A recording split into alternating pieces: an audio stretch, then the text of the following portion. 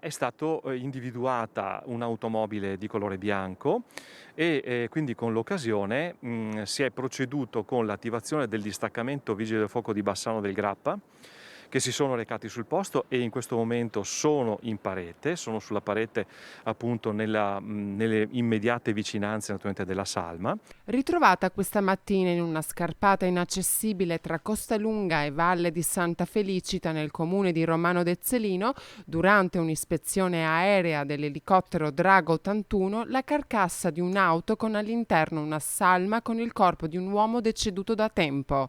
Si presume si tratti di un uomo di Cassola scomparso lo scorso 21 settembre, visto per l'ultima volta nella zona del massiccio del Grappa. È su una parete, che è prossima a quella che è la strada sovrastante, del Monte Grappa, che porta verso Cima Grappa, verso l'ossario. La salma è stata recuperata dall'elicottero del 118 e dal soccorso alpino.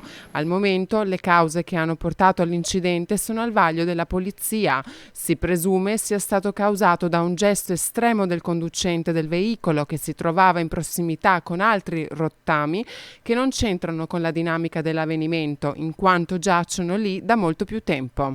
Al momento le generalità della persona non si possono ancora confermare, però la il mio pensiero va sicuramente ai familiari che perlomeno adesso hanno un luogo e un cadavere che è quello della persona amata.